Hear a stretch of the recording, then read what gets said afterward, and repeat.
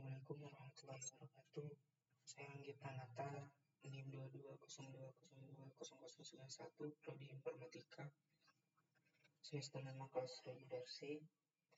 Di sini saya akan mempresentasikan tugas ujian akhir semester Prodi mata kuliah pengenalan pola yang telah diberikan sebelumnya, yaitu apa yang harus kita lakukan dalam ujian akhir semester untuk kuliah pengenalan pola, yaitu menganalisis dan melakukan klasifikasi dari dataset yang berupa hard, kemudian hard file clinical record dataset.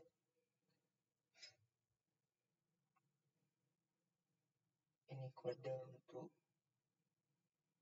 melakukan klasifikasi.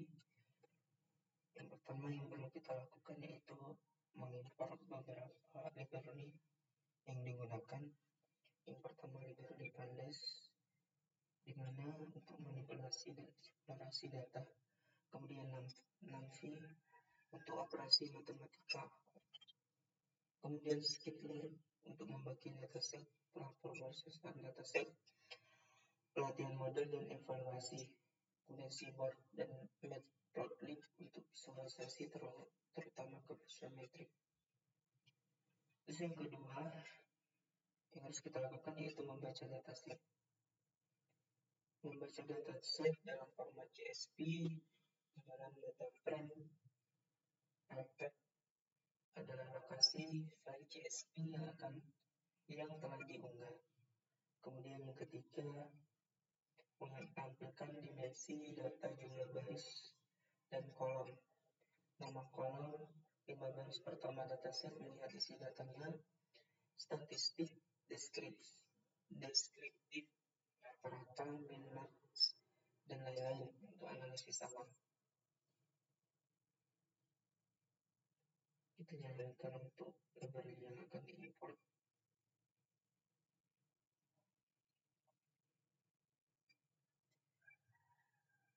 Sembari menunggu, saya akan melanjutkan menjelaskan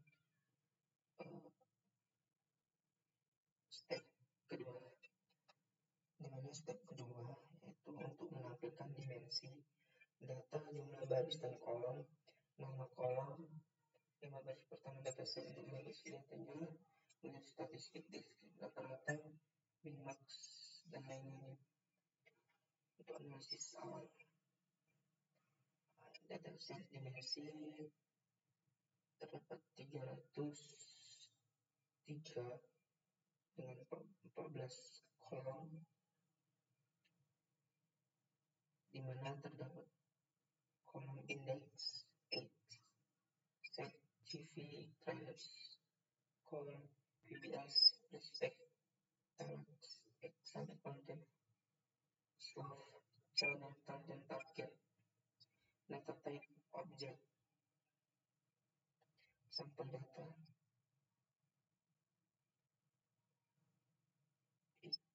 umur, set 1 untuk laki-laki dan perempuan,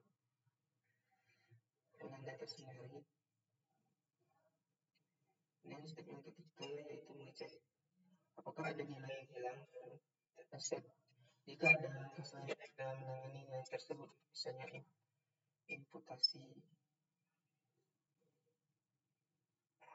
ini telah selesai. Kemudian kita menjalankan untuk membaca dataset. Dan step kedua menampilkan dataset. Dan step yang ketiga mengecek ada nilai yang hilang dalam dataset. Kemudian step yang keempat, semua kolom kecuali target itu ingin kolom target menjadi label prediksi. Oke, berjalan. Kemudian step yang kelima, membagi dataset menjadi 80% data latih dan 20% data uji.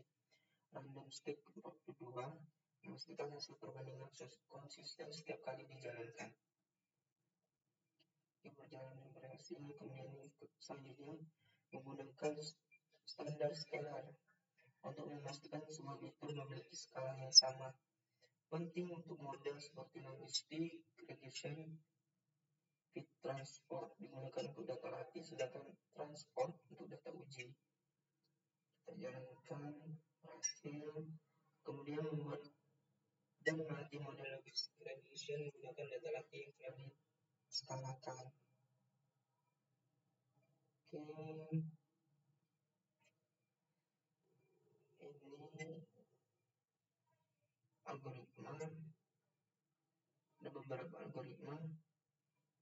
Yang pertama logistic regression, kemudian decision tree, random forest, super vector matching, SVG dan Kinner Snackboard, kemudian gradient boosting untuk melihat akurasi pada setiap algoritma. Setelah kita jalankan, kemudian kita mendapatkan beberapa akurasi dari algoritma seperti logistic regression memiliki akurasi 0,8, kemudian decision tree 0,7, random forest 0,8, super vector matching 0,86, kemudian Kinner Snackboard 0,9, kemudian gradient boosting 0,78. Kemudian statement ke-8, IEPRED atau prediksi label untuk data uji, akurasi skor, menghitung akurasi model confusion metric. Metrik yang menunjukkan jumlah prediksi benar yang salah untuk setiap kelas. Classification effort, ringkasan metrik seperti precision recall dan F1 score. Oke, kemudian membuat head map untuk coefficient metric. X label, Y label, label kelas misalnya kelas 0 dan kelas 1. Not true menampilkan angka pada hasil metrik. Metrik yang digunakan untuk mengevaluasi model adalah akurasi, persentase prediksi yang benar dari total prediksi, kemudian precision, ketetapan prediksi untuk kelas positif, recall, kemampuan model dalam mendeteksi kelas positif, kemudian F1 score, harmonik antara precision dan recall yang memberikan gambaran lebih seimbang dari keduanya. Kita jalankan, kemudian mendapatkan akurasi 0,79 untuk coefficient metrik yaitu 23, 6, 7, dan 25. Kemudian classification default, precision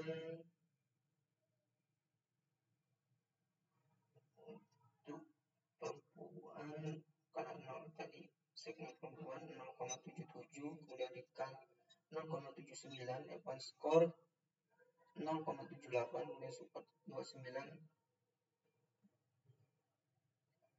Perbandingannya sangat jelas di sini. Kemudian akurasinya 0,79.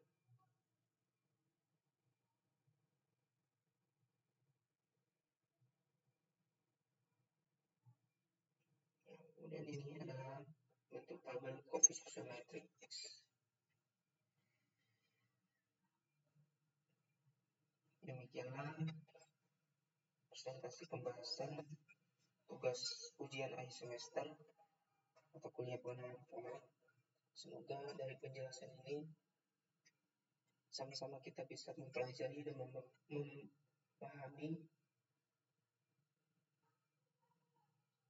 dan semoga bisa dimengerti. Saya akhiri. Assalamualaikum warahmatullahi wabarakatuh.